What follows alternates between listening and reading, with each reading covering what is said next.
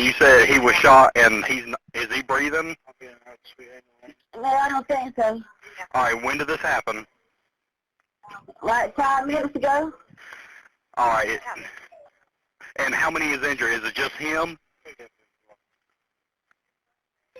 Yes, it's just him. She called 911 at 12:04 a.m. on December 8, 2024.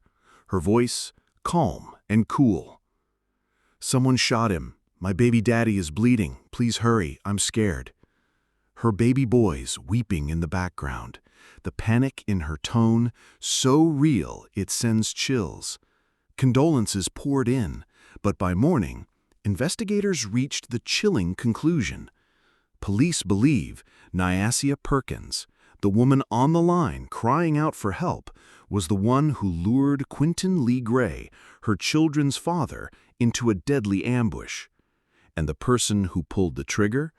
A man she knew all too well, Calvin Coley, a co-worker. Quinton Gray, 30 years old, a devoted father, found lifeless in his own home on Sweet Amy Lane in Lenoir County, North Carolina.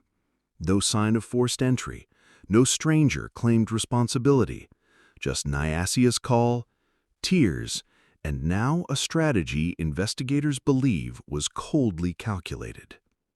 So we ask, what drives a mother to set up the father of her own children to be killed? Was it jealousy, fear, or something far darker? You're about to witness the case that stunned a community. But before we go on, if you think you'd never miss the warning signs in a relationship, subscribe now. If you aren't so sure, tell us why in the comments, because one day it might be you calling 911. 30-year-old Quinton Gray called Sweet Amy Lane home.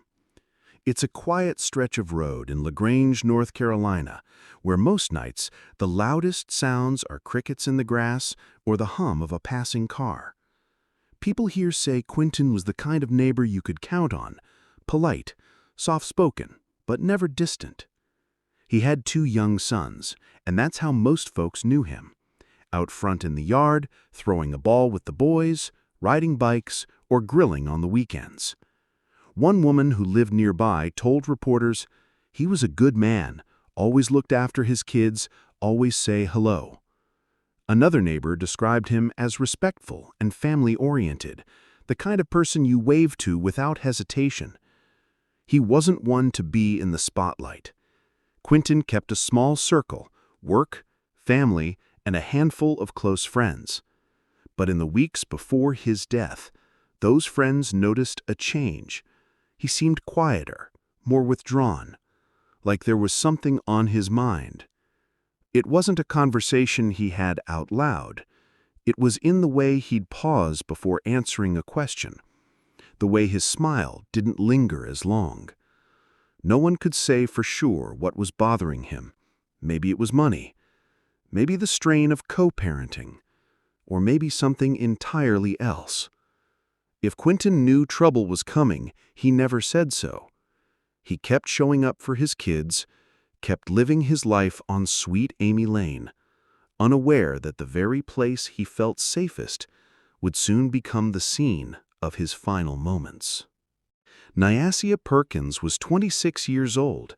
She grew up in eastern North Carolina, and for several years shared her life and her 2 children with Quinton Gray. When they first met, it was like a lot of young relationships. Friends say there was an instant connection. They laughed together, posted smiling photos online, and built a family. In the early days, Quinton and Nyasia were inseparable. But over time, that closeness started to fade.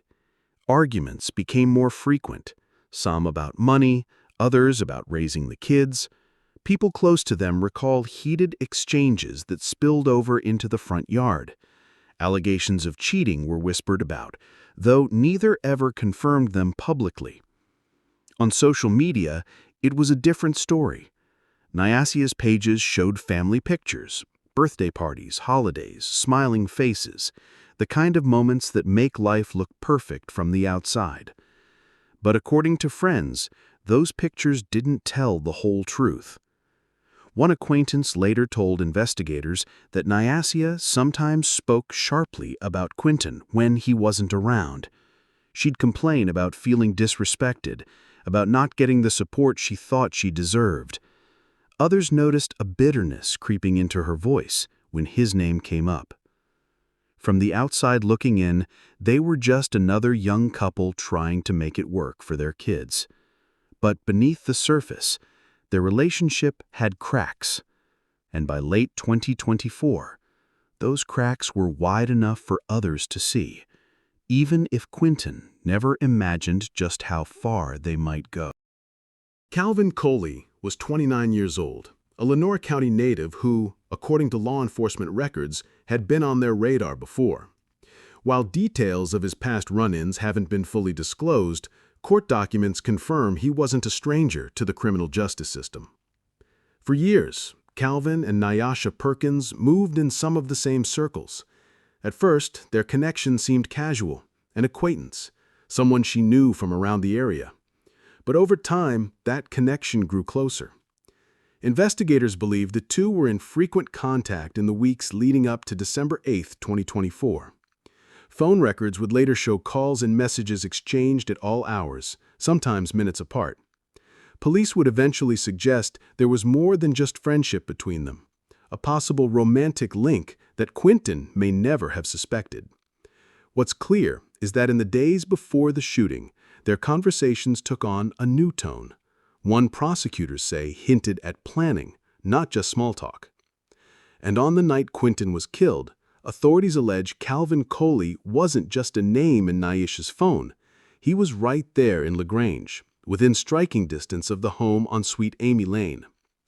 What Quinton didn't know, and would never have the chance to find out, was that Calvin Coley was about to become the central figure in his final night alive. If someone close to you was secretly plotting against you, would you even know? Subscribe now so you don't miss the warning signs in the next story. And if you think you would know, tell us in the comments exactly how. It was Saturday, December 7th, 2024, just hours before everything on Sweet Amy Lane would change. According to investigators, Nyasha Perkins spent much of that day in regular contact with Calvin Coley. Phone records later obtained through a search warrant show a pattern. Calls in the morning, messages in the afternoon, more calls again in the evening. Some were just minutes apart. Detectives say the two weren't talking about casual topics. While the exact words haven't been released publicly, the timing of those exchanges would later raise serious questions for law enforcement. Neighbors reported seeing Nyasha at home that day, going about normal routines. To anyone watching, there was nothing unusual, no arguments outside, no raised voices. But behind closed doors, her phone kept lighting up. By late evening, the communication between Nyasha and Calvin had become almost constant. Investigators believe this wasn't a coincidence, it was coordination. And then there was the call. The one prosecutors say mattered most. The last phone call between Nyasha Perkins and Calvin Coley happened less than an hour before shots rang out. It was just after midnight, 12:04 a.m., Sunday, December 8, 2024, when the Lenore County 911 Center received a call from Nyasha Perkins. The audio, later obtained by reporters, is raw and frantic. Her voice comes through the line, shaky, almost breaking. She says, "Someone's in my house. He's been shot. Please, you have to send somebody." In the background, a young child can be heard crying, a sound that stops you cold. Dispatchers tried to get details. Was the shooter still there? Could she see anything? Nyasha told them an intruder had come into the home and opened fire on Quinton. She claimed she didn't know who it was and didn't see their face. While she stayed on the line, the crying continued. The operator urged her to stay calm, to keep the children close and safe until deputies arrived. But investigators would later note something unusual. In those crucial moments, Nyasha never mentioned anything about the intruder forcing their way in. And that detail, or the lack of it, would stick in the minds of the deputies racing toward Sweet Amy Lane. Gunshots, a mother screams, a child sobs, and a claim of an intruder who had vanished into the night. When deputies from the Lenoir County Sheriff's Office pulled onto Sweet Amy Lane, the scene was quiet, too quiet for what they'd just heard over the radio. They entered the home through the front door and found 30-year-old Quinton Lee Gray lying on the living room floor. He'd been shot multiple times. Paramedics tried to save him, but it was too late. Quinton was pronounced dead at the scene. Nyesha Perkins was there, along with the children, shaken and crying. She told deputies again what she'd told the 911 operator, that an intruder had come in and shot Quinton. But as the first responders moved through the home, they began to notice something unusual. There were no signs of forced entry. The doors weren't broken. The windows were intact. Nothing inside looked disturbed. No drawers pulled out, no valuables taken. It was a red flag, one that suggested this wasn't a random burglary gone wrong. Whoever pulled the trigger had likely been inside that house by choice or by invitation. As deputies worked the scene, their initial focus was on finding this so-called intruder. But almost immediately, some of them started to question the story they'd been told. They noticed Nyesha Perkins' behavior didn't match what they usually see from someone who had just witnessed a violent home invasion. She cried, yes, but in between tears, she asked unusual questions. She wanted to know when she could get back inside the house. She asked about her phone, and at times her tone shifted quickly from emotional to calm, then back again. Detectives also picked up on what wasn't being said. She gave no details about the intruder's height, build, or clothing, nothing to help identify the killer. For someone claiming to have just seen a killer inside her home, her description was vague, almost non-existent. By the time the crime scene technicians began their work, investigators had quietly moved Nyesha Perkins from witness to person of interest. It wasn't enough to make an arrest, not yet, but behind the scenes, the focus of the investigation was already starting to change. Within hours, the first round of forensic results started to come in. Ballistics tests confirmed what deputies suspected almost immediately. Quinton Gray had been shot at close range. This wasn't someone firing blindly through a doorway or from across the room. Whoever pulled the trigger had been close enough to stand over him. While crime scene techs processed the evidence, detectives turned to another source of information: cell phone data. With a warrant in hand, they pulled call logs, text messages, and tower pings from both Nyesha Perkins and a man whose name had already surfaced in early interviews, Calvin Coley. The results told a story that Nyesha hadn't. Tower records showed Calvin's phone pinging in the area of Sweet Amy Lane around the time of the shooting, close enough that prosecutors would later say he couldn't have just been passing through. Even more troubling were the messages. In the hours leading up to Quinton's death, Nyesha and Calvin exchanged a series of texts and calls, frequent, short bursts of communication that investigators say lined up with what they now believed was planning. And then came the detail that prosecutors would highlight again and again. The texts stopped exactly 2 minutes before the first 911 call. This is why we cover these cases, because trust can be the deadliest illusion. If you think this could never happen to me, subscribe right now. If you still don't think so, prove me wrong in the comments. With phone records in hand, detectives knew Calvin Coley had been in the area.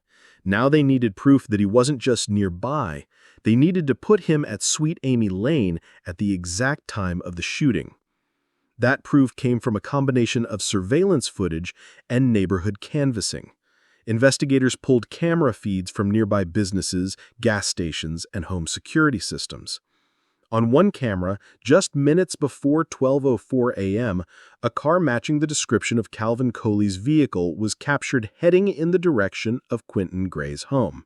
The timestamp lined up almost perfectly with the final phone activity between Calvin and Nyesha Perkins. Another camera, positioned farther down the road, picked up the same vehicle leaving the area shortly after the time deputies believe Quinton was shot. To detectives, it was the missing link: digital data placing Calvin near the scene, and now visual evidence showing his car approaching and then leaving during the critical window. Combined with the cell phone pings and the text history, the pieces were starting to fit together, and the picture they formed was one of coordination, not coincidence. While the forensic team worked the evidence, detectives went back to the basics, talking to people. They started with Nyesha Perkins. In her official interview, Nyesha stuck to the same account she'd given on the night of the shooting. An intruder had entered the home, shot Quinton, and fled. She insisted she didn't know who it was, offered no motive, and claimed she'd been too scared to see any details. But when investigators spoke to friends and acquaintances, a different picture began to emerge. Several witnesses confirmed that Nyesha had been in close contact with Calvin Coley in the weeks before the shooting, closer than Quinton might have realized. One witness went further, telling deputies they had seen a car matching Calvin's vehicle parked down the street from Sweet Amy Lane shortly before midnight on December 8th. To detectives, it was another piece of the puzzle: Nyesha's insistence on an unknown intruder clashing directly with a growing body of evidence pointing to someone she knew well.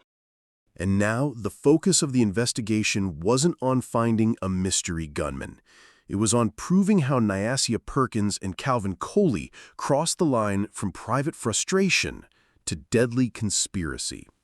Detectives already had the timeline, the phone pings, and the surveillance video, but what they didn't have yet was proof of intent, something that would show this wasn't a random act, but a plan.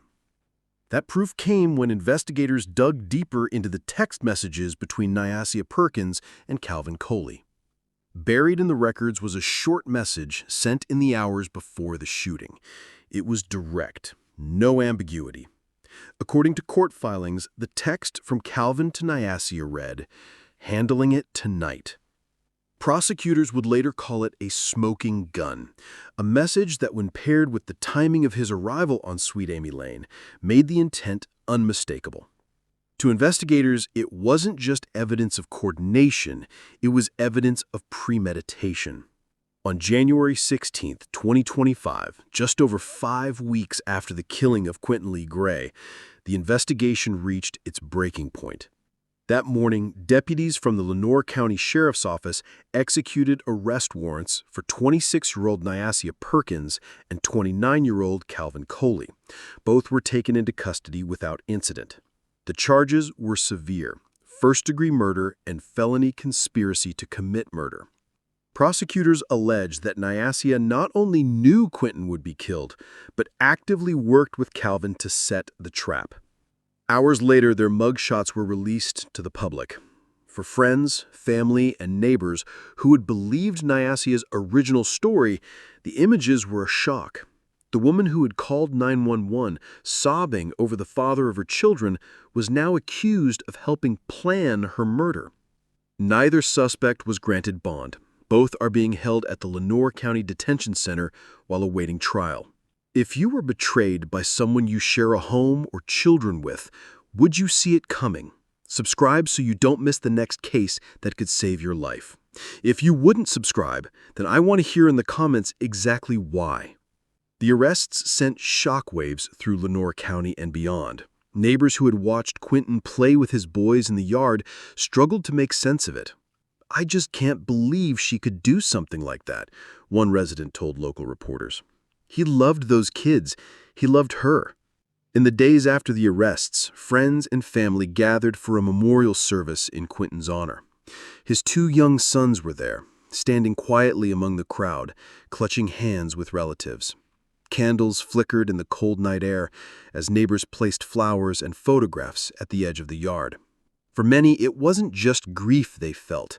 It was disbelief, mixed with the uncomfortable knowledge that a violent betrayal had unfolded right here, in a place they thought was safe. Both Nyasia Perkins and Calvin Coley remain in custody at the Lenoir County Detention Center, each charged with first-degree murder and felony conspiracy. Prosecutors allege that Nyasia lured Quinton into a vulnerable position, knowing Calvin would be there to kill him. They point to the phone records, the surveillance footage, and the "handling it tonight" text as proof the killing was premeditated. Neither defendant has entered a plea, and no trial date has been set. Until then, they will remain behind bars as the legal process moves forward. Betrayal is a word we hear often, but in reality, it's rarely as clear or as devastating as what happened to Quinton Lee Gray. A man who gave his life to his children, taken from them, prosecutors say, by the very person he trusted most. It's the kind of story that leaves you questioning how well we truly know the people closest to us, and whether we'd even recognize the warning signs if we were the ones living under the same roof.